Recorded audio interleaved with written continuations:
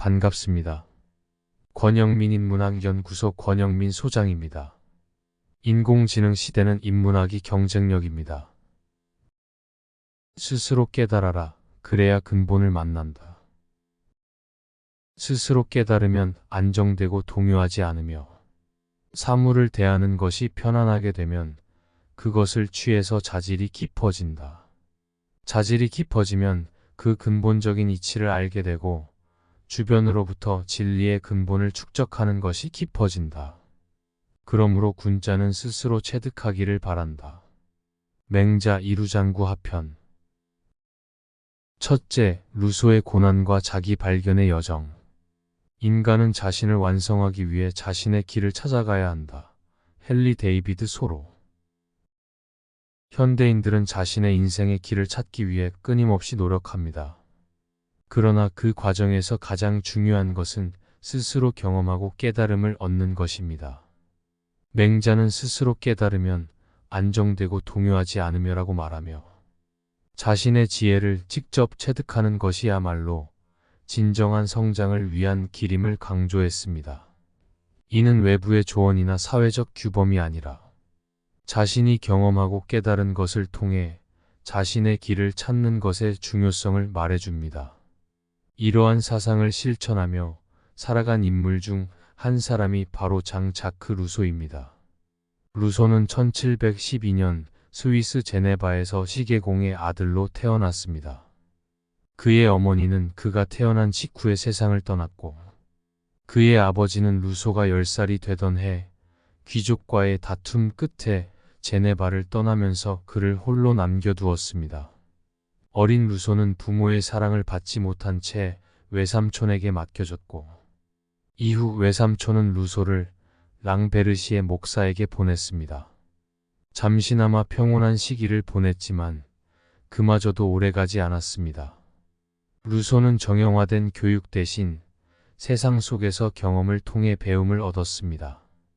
외삼촌은 그가 자라자 조각가의 도제로 보냈지만 엄격한 규율과 강요된 복종은 루소에게 견딜 수 없는 고통이었습니다. 아버지마저 재혼하면서 자신이 완전히 버려졌다고 느낀 루소는 16살에 제네바를 떠나 방랑의 길을 걷기 시작했습니다. 루소는 유럽을 떠돌며 다양한 직업을 전전했습니다. 길거리 음악가로, 가정교사로, 때로는 하인으로 일하면서 그는 사람들을 관찰하고 다양한 사회적 경험을 쌓았습니다. 이러한 방랑은 고통스러웠지만 동시에 인간과 사회에 대한 깊은 통찰을 얻는 계기가 되었습니다.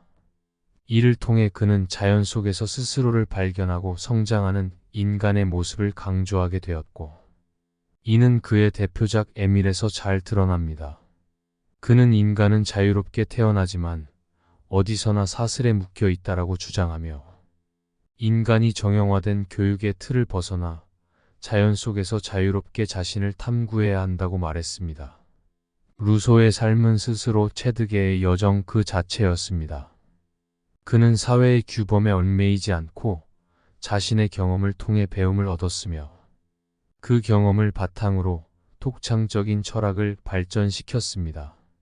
루소는 외부의 권위에 의존하지 않고 스스로의 경험과 깨달음을 통해 자신의 길을 찾는 것이 중요하다고 믿었습니다. 결국 자신의 인생의 길을 찾고자 하는 현대인들에게 가장 중요한 것은 자기 자신에게 충실한 삶을 살아가는 것입니다. 스스로 경험하고 체득하는 배움이야말로 진정한 성장을 이끄는 힘이며 이것이야말로 맹자가 말한 배움의 최고의 경지입니다. 둘째, 맹자의 철학에서 본 자기 깨달음의 중요성. 맹자는 자신의 철학에서 스스로 깨달음을 매우 중요하게 여겼습니다. 그는 스스로 깨달으면 안정되고 동요하지 않으며 사물을 대하는 것이 편안하게 되면 그것을 취해서 자질이 깊어진다라고 했습니다. 이는 외부의 권위나 타인의 의견에 의존하지 않고 스스로 생각하고 깨달음을 얻어야만 진정한 내적 평안과 성장에 이를 수 있다는 뜻입니다. 맹자는 이러한 자기 체득의 과정을 통해 인간이 내면의 덕을 기르고 더욱 깊은 자질을 쌓아가는 것이 중요하다고 강조했습니다. 맹자에 따르면 인간은 태어나면서부터 누구나 천부적인 선한 본성을 가지고 있습니다. 그러나 그 본성을 완전히 발현하고 유지하기 위해서는 단순히 외부에서 주어진 규범을 따르는 것만으로는 부족합니다. 맹자는 군자는 스스로 체득하기를 바란다라고 말하며 사람의 본성과 덕을 스스로의 노력으로 깨닫고 체득하는 것이야말로 참된 군자의 길이라고 설파했습니다. 이는 자기 자신에 대한 깊은 이해와 그에 따른 자기 수양의 중요성을 강조하는 것입니다. 맹자의 철학에서 스스로 체득은 그저 지식의 축적이나 단순한 경험을 의미하는 것이 아닙니다.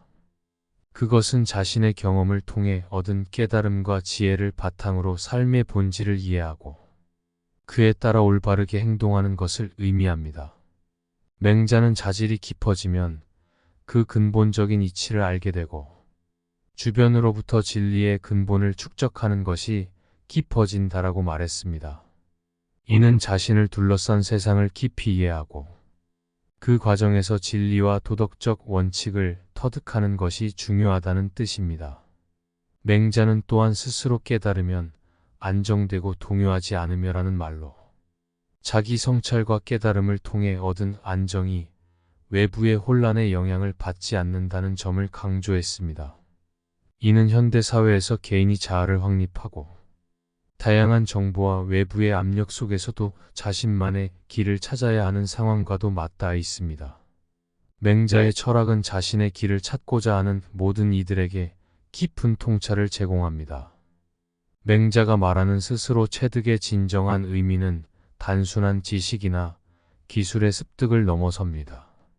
그것은 자기 자신에 대한 이해, 그리고 그 이해를 바탕으로 한 실천과 수양을 통해 인간으로서의 본성을 완전히 실현하는 것입니다. 이는 각 개인이 자신의 삶에서 진정한 평화와 성취를 이루기 위해 필수 과정이라고 할 수 있습니다. 셋째, 맹자와 니체의 가르침, 스스로 체득하는 삶의 가치. 맹자와 니체는 서로 다른 시대와 배경 속에서 활동했지만 두 철학자 모두 인간이 외부의 규범에 휘둘리지 않고 자신의 삶을 스스로 발견하고 주체적으로 살아가는 것을 중요하게 생각했습니다. 맹자는 스스로 깨달으면 안정되고 동요하지 않으며라고 하여 자기 성찰과 체득을 통해 진정한 자아를 찾고 내적 평안을 이루는 것을 강조했습니다. 니체 또한 내 자신의 본질을 인식하고 너 자신의 법칙에 따라 살아라라고 하여 개인이 사회적 규범을 넘어 자기 자신에게 충실하게 살아가야 한다고 주장했습니다. 니체는 특히 인간이 자신의 가치와 목표를 스스로 정해야 한다고 보았습니다. 그의 저서 도덕의 계보에서 그는 모든 위대한 것은 자기가 자신에게 부과한 필요를 충족시키는 자에 의해 성취된다. 스스로 가치를 부여하는 자, 그것이야말로 고귀한 자다라고 말하며 스스로의 가치와 목표를 정하고 그에 따라 행동하는 사람을 고귀하다고 여겼습니다. 이 말은 단순히 사회의 기준이나 타인의 기대에 따라 사는 것이 아니라 자기 자신에게 충실하고 스스로 가치를 창조하는 삶의 중요성을 강조합니다. 니체의 철학에서 자기 극복의 개념은 매우 중요합니다. 그는 기존의 도덕적 가치나 사회적 기준을 넘어서서 새로운 가치를 창조하라는 메시지를 전달했습니다. 이는 맹자가 말한 스스로 체득의 과정과도 깊이 맞닿아 있습니다. 맹자는 외부의 가르침이나 권위에 의존하지 않고 자기 자신이 깨닫고 체득한 덕을 통해 삶을 살아가야 한다고 보았습니다. 맹자와 니체는 모두 자기 자신의 경험과 깨달음을 통해 진정한 자아를 찾고 그에 따라 살아가는 삶의 중요성을 설파했습니다. 맹자는 군자는 스스로 체득하기를 바란다라고 하여 인간이 자기 자신을 발견하고 그것을 삶의 근본으로 삼아야 한다고 강조했습니다. 이는 니체의 철학과도 깊은 연관이 있으며 두 철학자는 인간이 자신의 본질을 깨닫고 자기 자신에게 충실한 삶을 살아가는 것을 최고의 가치로 여겼습니다. 맹자와 니체의 가르침은 외부의 기대나 규범에 얽매이지 않고 자신의 경험과 깨달음을 통해 진정한 자아를 발견하고 살아가는 것이야말로 참된 삶이라는 것을 보여줍니다. 이러한 철학적 교훈은 현대 사회를 살아가는 우리에게도 중요한 가르침이 되며 자신만의 길을 찾고자 하는 사람들에게 큰 영감을 줍니다. 이번 강의는 여기까지입니다. 이 영상이 도움이 되셨다면 구독과 좋아요를 눌러주세요. 영상 제작에 큰 힘이 됩니다.